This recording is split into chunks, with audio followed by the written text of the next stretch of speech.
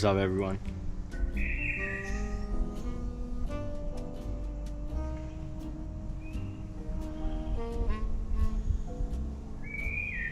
As you can see, the weather is quite nice today. So I'm currently chilling inside our garden here and just getting preparation for my upcoming Rome trip, which is what this video is mainly about. Sorry for the background noises. There are some birds singing on the trees, I think. So I'm gonna slightly talk about the gears that I'll be using. Predominantly this time for a video, I'll be shooting on this camera right here, which is the Insta360 Go 3S.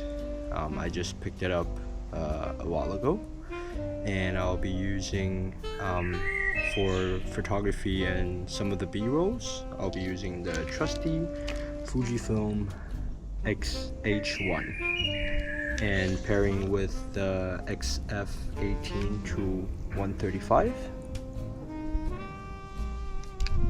lens, and also I'm carrying an additional prime lens just for some low light setting and some portrait shots, which is the TT Artisan 56mm autofocus 1.8. Fairly good price. These you can pick it up for a really good price for second hand or for brand new.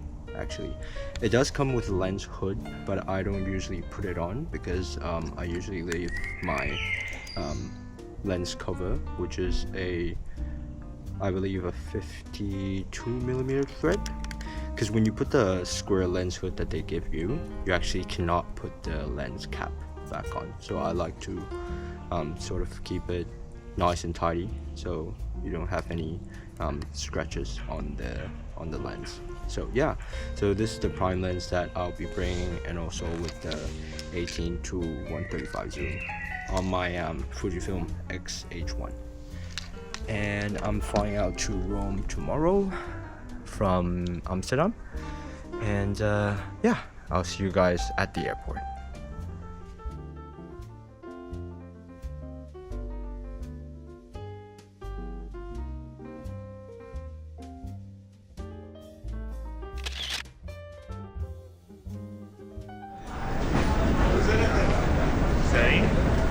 Did you lose anything?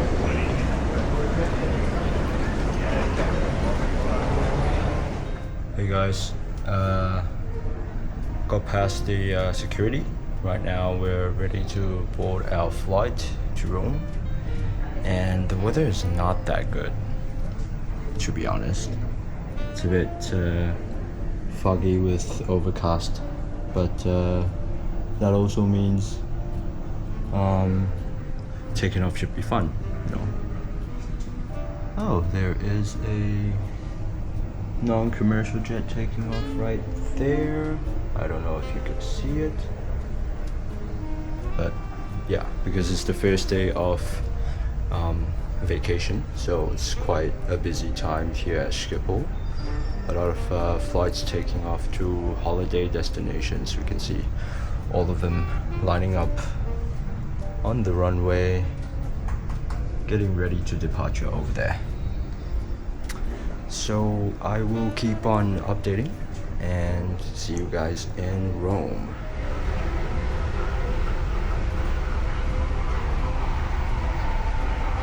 One eternity later.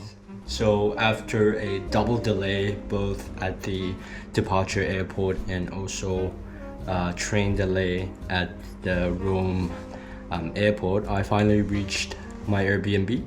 So we will quickly go clean up, and tomorrow we will explore the city.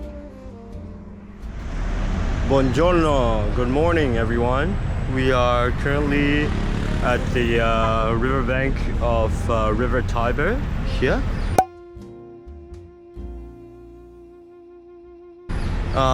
We're going to the Vatican right now, so taking a good morning stroll next to the River Tiber. It's really beautiful weather today, so good sun, good weather, good everything.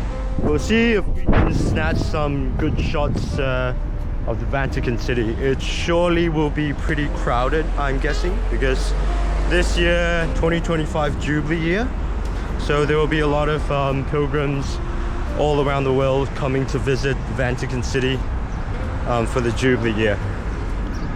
And also we'll try to see if we can visit all 4 of the holy doors. Yeah. So let's see what we can find today, and hopefully we can snatch some good shots of the street and historical monuments.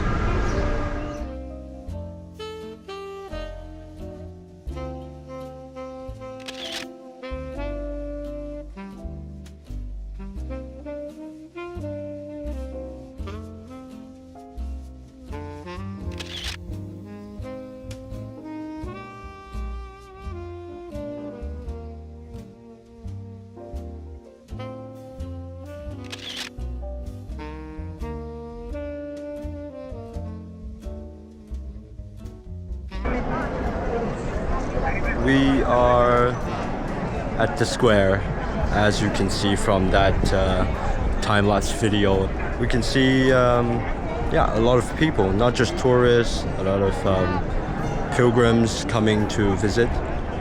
Little spoiler, we will get to attend a Holy Mass at the plaza. So stay tuned and let's see what we can take some good photos at the square.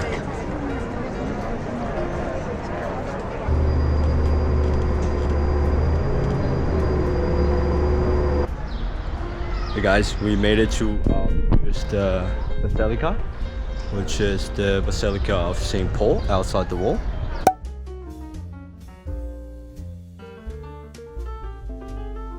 So I think this one has less of a crowd because it's slightly off of the center of Rome, and it's by commute, by bus, it's around a 15 to 20 minute ride outside of the Vatican City and the major areas in Rome.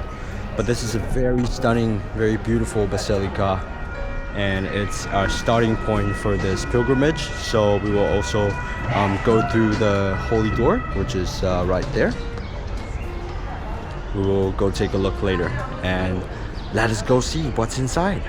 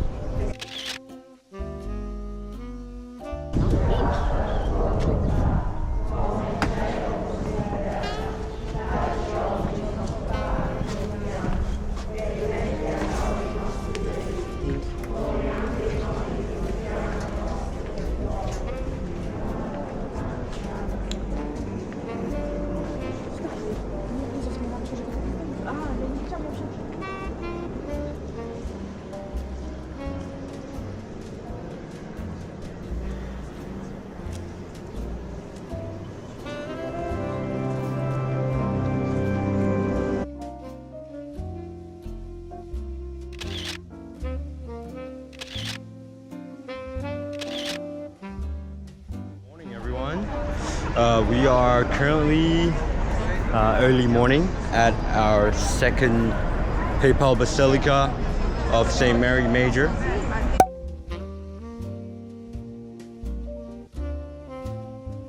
It is just on the walking distance from Termini Station, and so we'll go through the security line. As you can see, it's already pretty crowded in the morning. A lot of pilgrims coming to this basilica.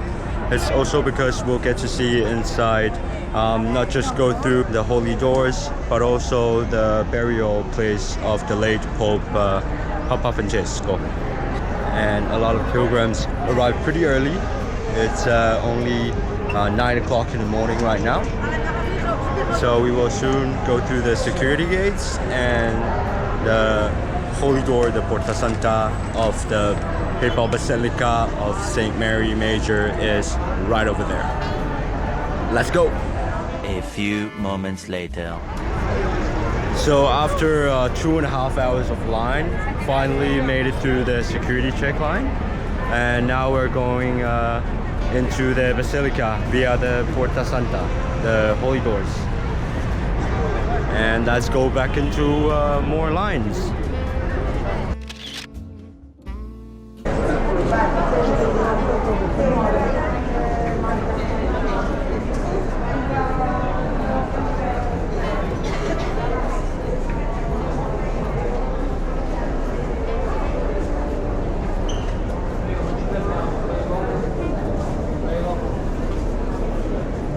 Sostiamo, prego.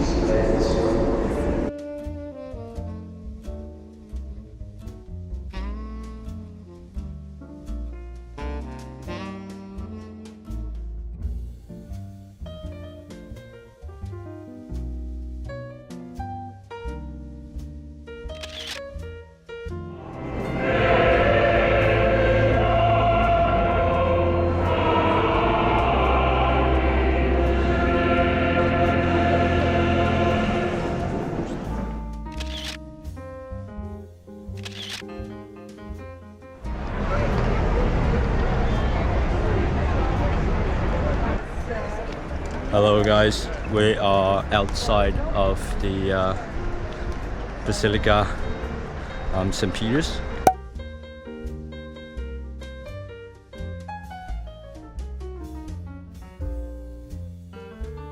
So yeah, the line was pretty crazy, as you can see, under the scorching sun. It actually starts from there all the way, and then you go basically around the whole St. Peter's Square, and then you go through security check there, and then this is the Papal Palace, which where is the offices for the Pope, and we are in front of the Basilica.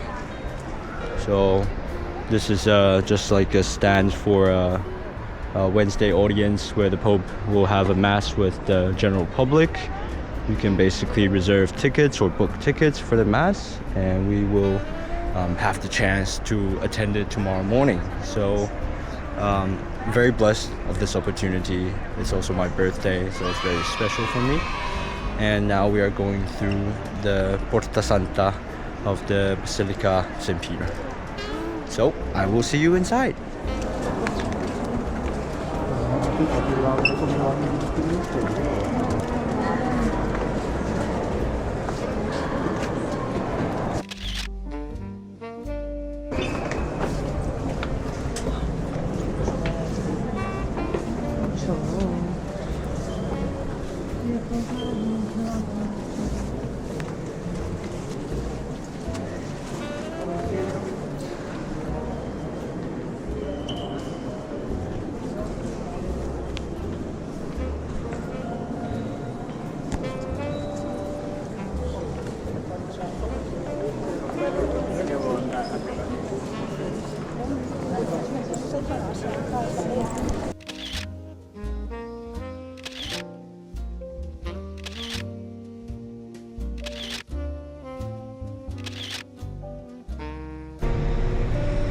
Hey guys, so after you go through basically visit all the basilicas, well, you don't necessarily have to visit all of them, but my recommendation is to go through all of the basilicas, the 4 papal basilicas, and you can go to the official info point in Vatican City, and you can get your certificate printed out with your name. So it's a custom certificate that basically addresses that in the year 2025, during the Jubilee, you finished your pilgrimage to Rome. And this is €2 per print, and you can also get a printed case if you're traveling to keep it well. And this is additional euro. So €3 you get a printed certificate and also a carrying case. So that's really cool. I'll also put where the info point is right now on the screen.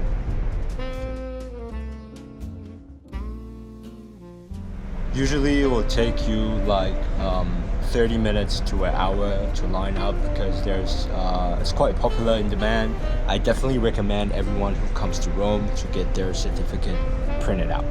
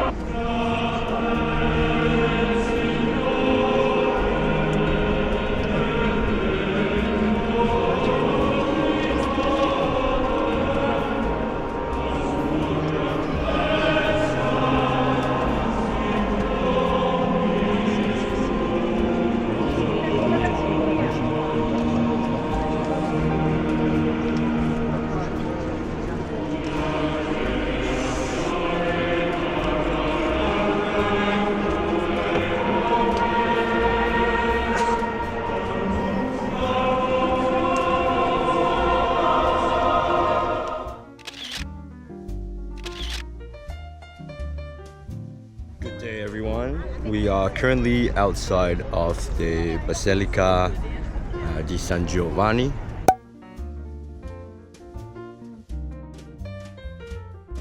And as soon as I arrive on this square, we actually just witnessed the Italian Air Force did a smoke flag run sort of thing, just actually across the skyline here. But unfortunately we did not have time to set up our camera for the footage, but I did manage to whip out my camera and get some quick snaps, so it's really cool. I think it's also because of the national celebration. So just a quick update, I was actually chatting with the Carabinieri officers, and they told me today is actually the Republic Day of Italy, so that's why, and that explains how we saw that Italian Air Force flyby sort of celebration performance. So it's really special. So we will go through the security line right now. As you can see, the line is really light. It's actually around 12:30 in midday. I did wait for around 3.5 hours to get into the Basilica di Santa Maria. Comparing to the other basilicas that we visited, a very light line. And also just a spoiler alert, tonight we will have a event here in the room that they actually signed the Treaty of Latine. It will be very interesting and we'll see.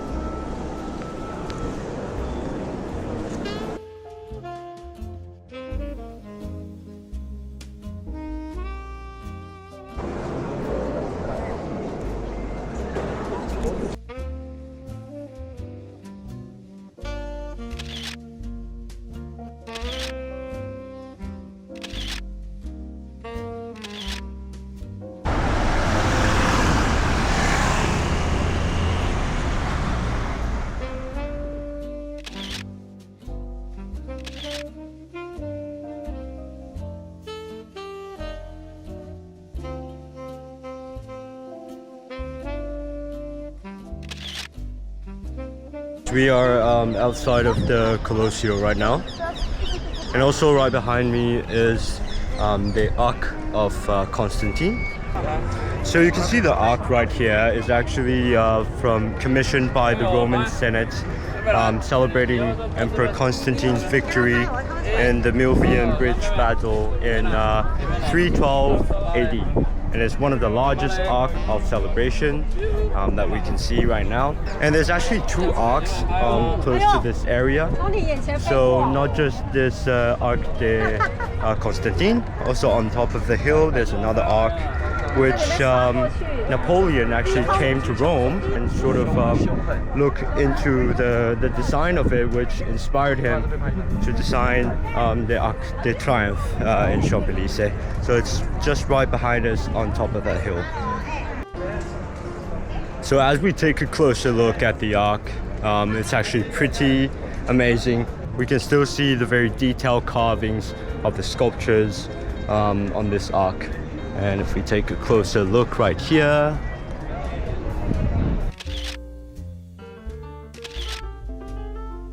and after like hundreds and thousands of years of wind and rain and all the natural stuff that is corrupting the sculpture, it's still very detailed. So imagine how much time they took to finish this Arc. Spectacular. And guys, just a small tip, when you come to, close to the Colosseum area, there's a lot of vendors selling bottled waters. You actually don't need to get any bottled waters because they actually just take the bottle, fill it with tap water. You can just go to one of these stands and they have naturale or frizzante, water with gas or natural water, still water that you can take for free. So absolutely just look out for one of these stands. Do not buy water from the street vendors because they're actually just tap water putting into the fridge. I just filled up my water bottle here at the filling station. It is drinkable, treated, and refrigerated water. Cheers. So guys, we're at the Arc of Tito, the Arc of Emperor Titus. And on the other side, there's a different route. And I'm going to show you the place that I go every time I come near the Colosseum. So it's like a 10 to, well, it depends on how fast you walk, but it's like a 5 to 10 minute hike up the hills, which is a very quiet monastery. And there's also a small church on top of the hill, which is the Chiesa di San Bonaventura and Paladino. So the Paladino hill on top there is the Chiesa di San Bonaventura.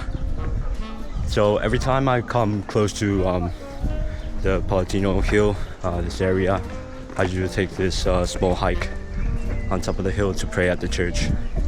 It's a very quiet and tranquil place to sort of calm yourself down from the summer heat, and also a very good place to pray.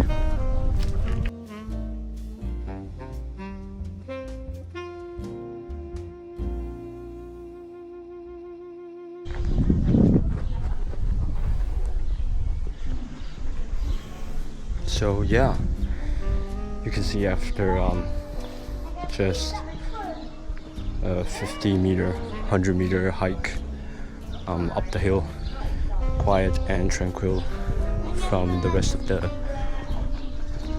most touristy area close to the Colosseum. So yeah, every time I have a chance to visit this area, I usually come to pray at this church.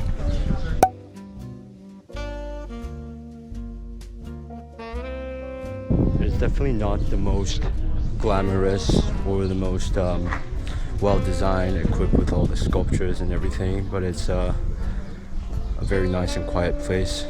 I like to sit here for 10-15 minutes, think about life, think about goals, talk to God, pray, and recharge. So basically come every year to pray at this church. Is sort of like a small ritual for me now, and let's see.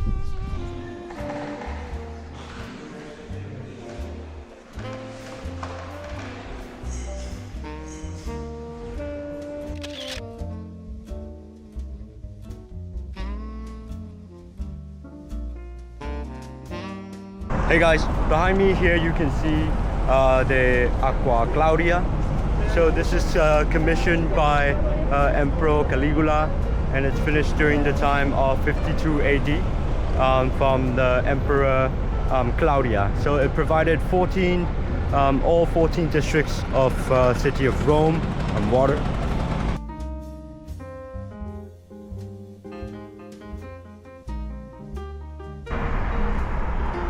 Hey guys, now we're at the Ciclo Massimo.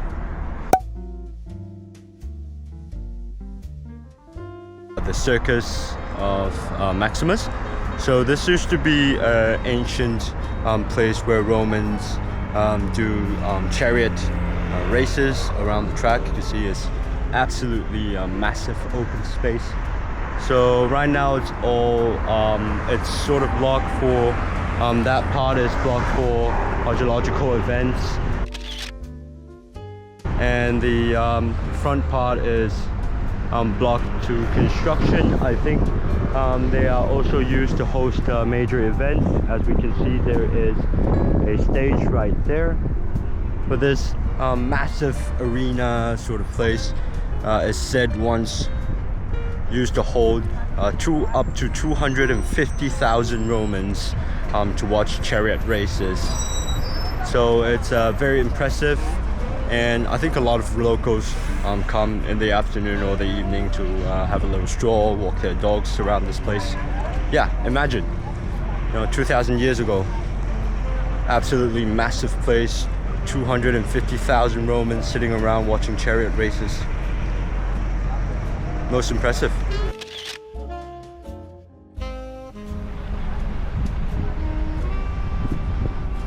Currently outside of the Roma Ostiense station. So you can see the style, the architectural style of this station, the building is very different to other buildings in Rome. And the reason behind this station is actually very interesting. The entire facade is built out of travertine marble, designed by Italian architecture Roberto Narducci. It's built and opened in 1940, and the whole station is actually built to host the arrival of the infamous German dictator, you know who.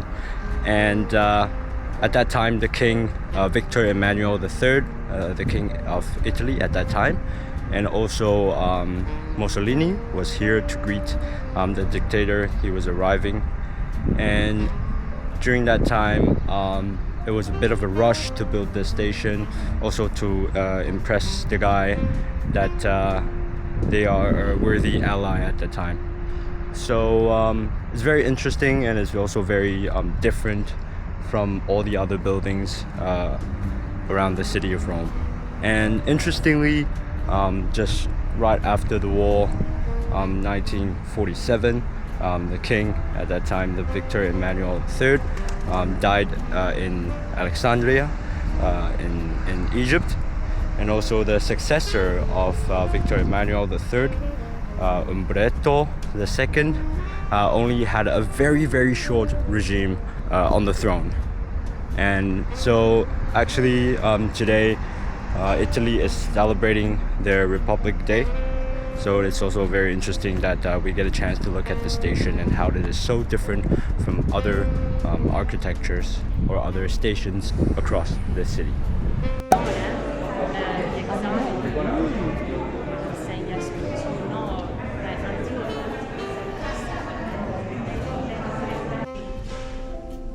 The true mother would say, as long as the baby stay alive, I want to be mother. So it discovers the truth, and it discovers especially. From here you can see also Colosseum and St. Peter's Dome. Colosseum? Where the Lateran Pacts were signed. Very important, 1929, the 11th of February. Finally, after many years, since 1870, the Italian government and the church finally find a reconciliation. And also, this is the room of popes. Here, Pope Sister V wanted to celebrate the mission of the Pope and the popes in general.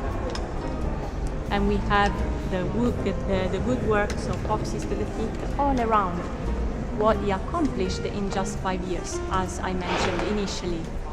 For instance, the building of the Basilica in Loreto, the fight against the bandits, the building of the fortifications in Montalto, the refurbishment of the Quirinale, the building of the Sistine Hall, and so on. In Italy, stronger.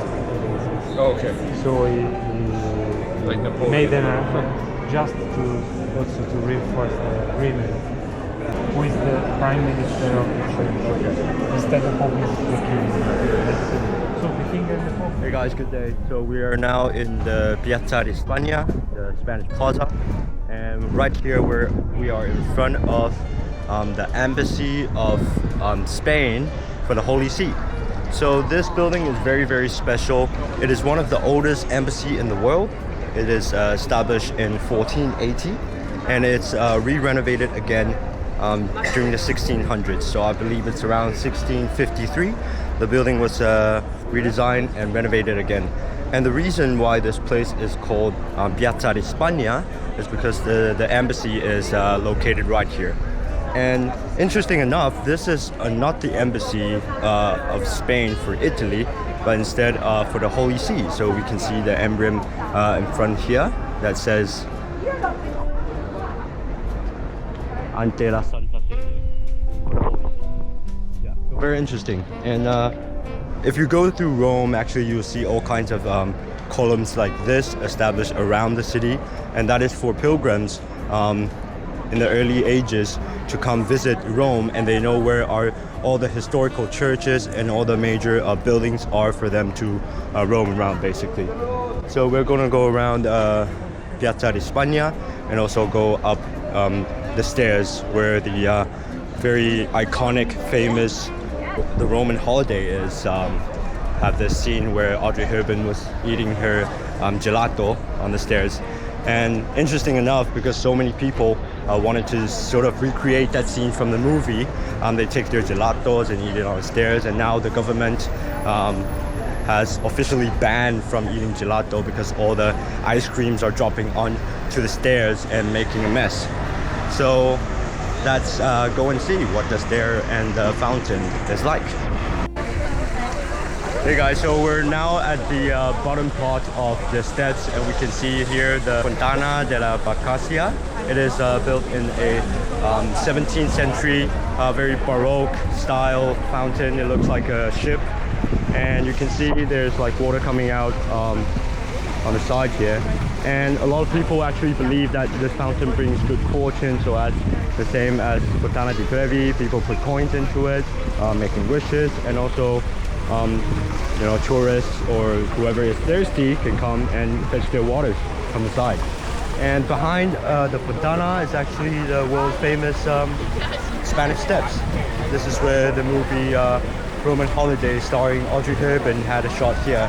So we will soon hike up the stairs and see from the top there's a church, and from that angle of view you can actually see a lot of beautiful, very scenic Roman streets from up there. And interesting enough, in this whole area, the whole building structures, the sort of iconic fontanas and all the steps are built in a very specific 17th century Baroque way. So we will hike up the stairs and get to see the building from upstairs. Let's go.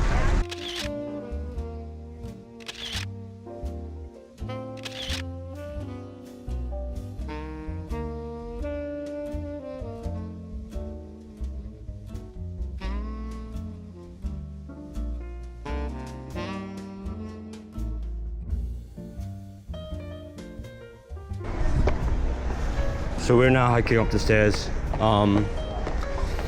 As you can see on the side, it's become a very modern touristy site. So a lot of Airbnbs and a lot of restaurants are opening on the sides, both sides of the stairs as well. And I think it's because it's during midday today, so the sun is quite scorching, I would say. So not a lot of people in this area. Usually when it's like around the afternoon, 5 o'clock, when the sun is more set. It's very crowded. And a lot of people actually, sit on the stairs. And then, funny enough, the policemen and women will blow a whistle and basically tell them to move away and not sit on the stairs. Hey guys, so we just hike up the stairs, and behind me you can see this is at the very top of the stairs. There is a church, Trinidad del Monte, the Holy Trinity Church up here. So this is built in the 16th century, and it is actually in a Renaissance style instead of a Baroque style.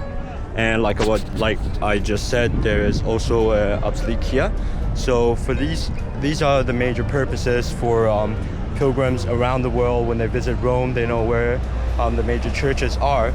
So interesting enough, from this line crossing downstairs, it's more towards the Spanish embassy. So that part used to be under Spanish control. However, this side of the church, of the park, it's more belongs to under the French state responsibility. So, because this side is more closer towards where the Spanish embassy, the French embassy is. So very interesting, and we can also see the view from up here.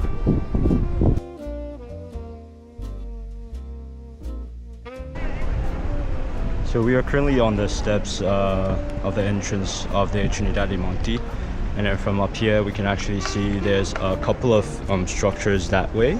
So the first one we see is the Basilica of St. Ambrose and Charles on the Cross, and then behind you can see far away, all the way down to the end, we can actually peek through. That is the Vatican City, and that is the Basilica di San Pietro, the St. Peter's Basilica, all the way to the end. Very interesting view from up here, actually.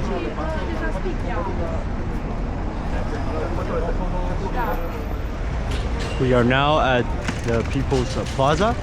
It's just a couple minutes walk from the metro station Spania, and on the opposite sides, facing towards this like 1 to 3 trident-ish roads. And in the middle, you can see from the left side and the right side, there's 2 different churches.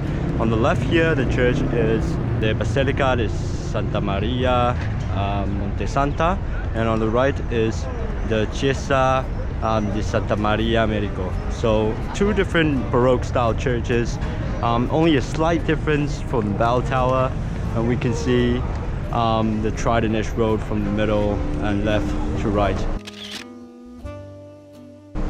So this is a pretty scenic walk from the Piazza de España.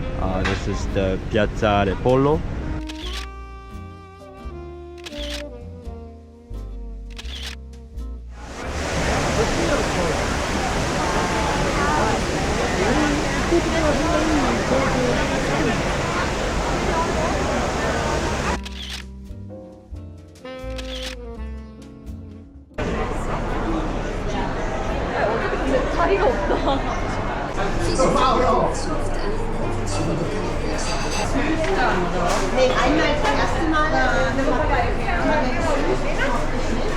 Just order a cappuccino at the famous cafe here next to the patio, and we'll have a short break away from the summer heat.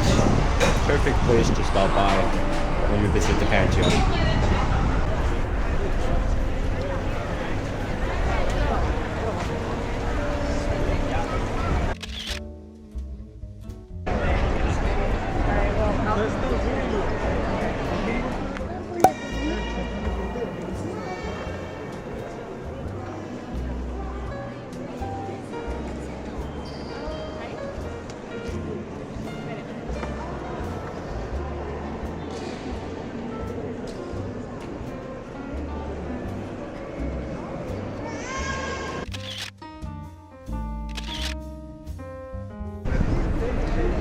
Hey guys, we are now at the monument of Victor Emmanuel II.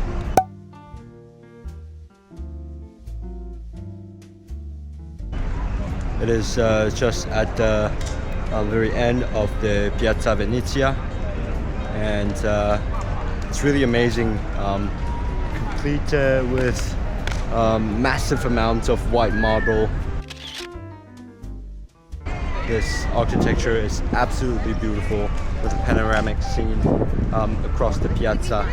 And behind me here is also the tomb of the unknown soldiers. Dedicated to pay homage and respect to all the fallen soldiers during different ages of war. So let's see if we can click some nice pictures.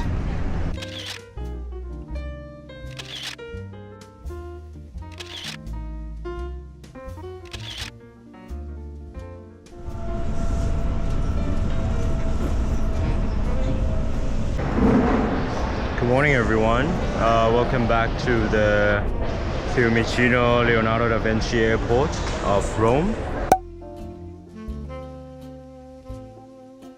And I just arrived by train, so if you're coming out of city of Rome or going into the city of Rome to reach the airport, is fairly easy. You just look for the train sign when you're at the terminal and take the train Italia or the Regionale services, then you can reach to and from the airport. And if you're traveling from Termini, the central station in Rome, you can take the Leonardo Express, which is a direct express train from Termini station all the way to the airport. So we're currently at the concourse of Terminal 3. It is for regional flights since we're flying back to Amsterdam. Let's go drop our bags, check in, and see what we can find in this fabulous airport.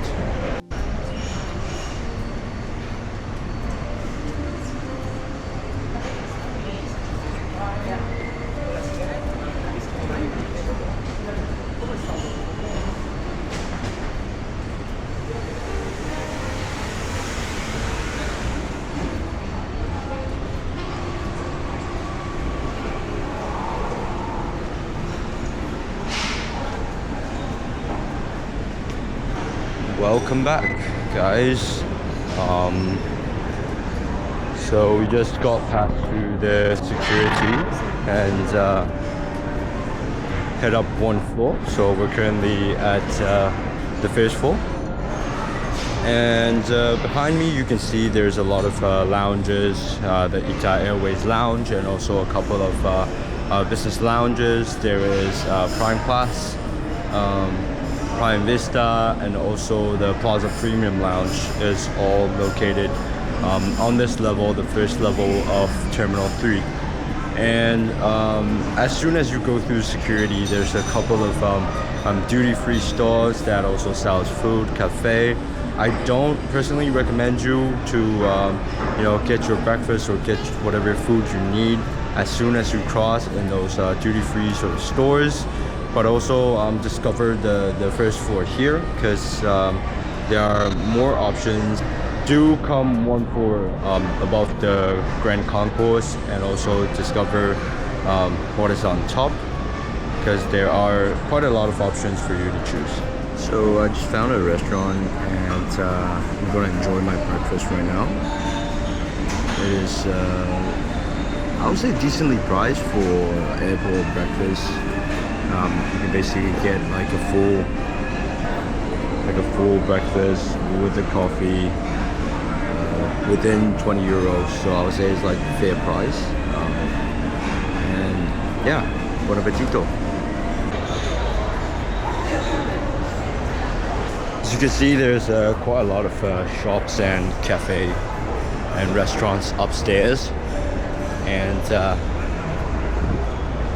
we have finished our breakfast, and now we are going to get some chocolate for some family and friends at the Vinci store here in Terminal 3 of Fiumicino Leonardo da Vinci Airport.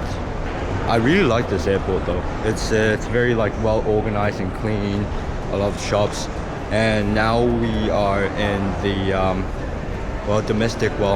regional side of the terminal. There's also the international side of the terminal, which is right across that hall, but we cannot get there because that's for international flights. and that concourse has more stores to shop at because there is a larger amount of duty-free stores in that concourse. Yeah, we'll get some chocolates now from the Vinci store. And they do have gelatos, freshly made ice cream. So if you're craving for something sweet, you can always come to this store and get some gelatos.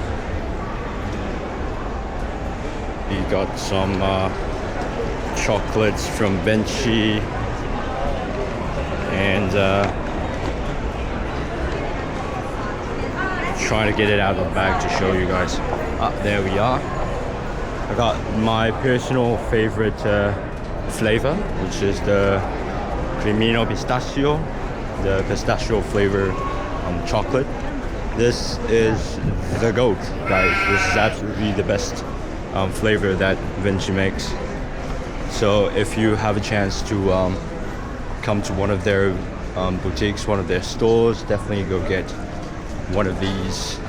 And they come in bars and also small nuggets size shapes of chocolate as well. So yeah, give it a try. And we are at the Grand Concourse at the ground floor here, so there are quite a lot of stores as well, duty free, and also some apparels that you can shop at. And if you want to, you know, get last minute purchase of some pasta or some truffle, olive oil, you can always go to the duty free stores. I think it's called Elia. The store right here. They have basically all kinds of pasta, extra virgin olive oil, and balsamico vinegar, and some different kinds of stuff where you can get at that store.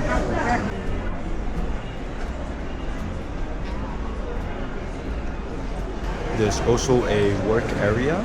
If you need like a workspace where you can work, focus, and silently, there is an area there where you can pull up your laptop. There's charging ports, working desks and sitting tables all around that area, so you can work there.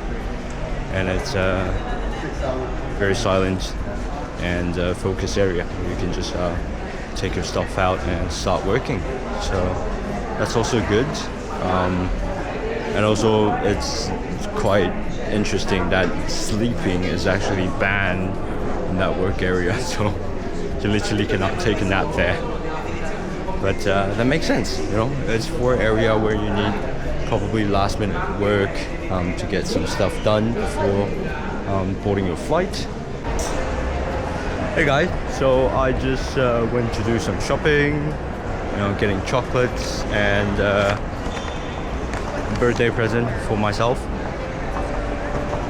and I decided to go check the monitor screen to see what time our boarding is, because for regional flights they usually give you the gate number an hour prior departure. So yeah, as usual, it is delayed, so we have one additional hour to hang around the airport, you know, check out the bookstores and other stuff. Also on the gate A61 to 83 side, there are more stores. There's Emotion, which is the electronic accessories shops, and also quite a lot of cafe bars around this area. So either to the A32 to 52 side or the 61 to 81 side, there are different shops and cafe you can basically explore. It's time for the second caffeine hits of the day. Cheers.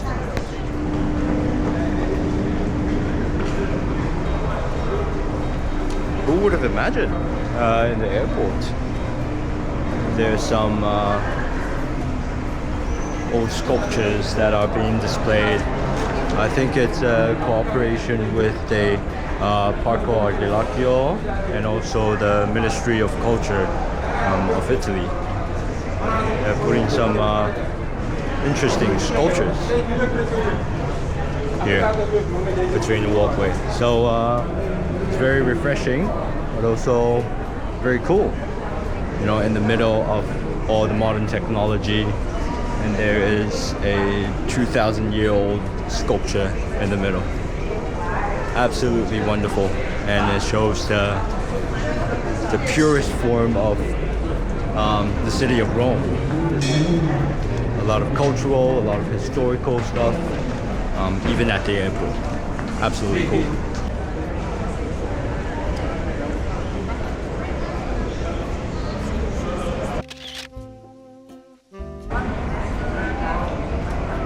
You can see far at the left side, next to the hangar, there are actually some old Italia livery airframes there. I'm not sure they're ready for decommission or they already leased it or sold it to other airlines, but it's pretty cool to see the old Italia, well, we call it the toothpaste livery is still there. It's just it's missing like the company liveries on the side of the fuselage.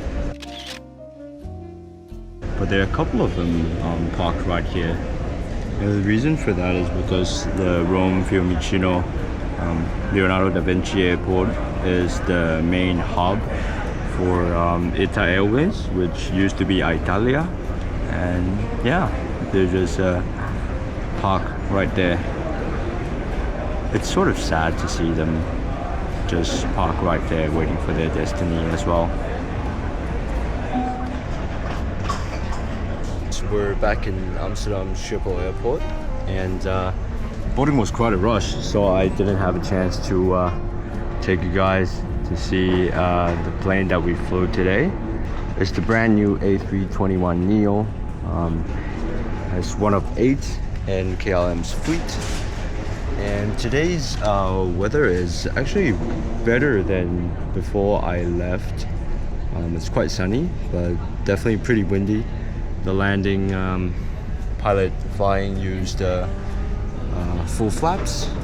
There was still quite a bit shakiness on final, but overall the landing was pretty good, I would say. And the flying experience was excellent because the brand new A321neo, very good legroom, very good services by the crew as well. Cheers to that. We are now going to get our check-in bag, and hopefully we can. I'd like to thank everyone for joining me on this epic adventure. If you like the video, please consider subscribing, liking, and sharing it. Hopefully we can see each other soon. This is P. Good day, guys. Bye-bye.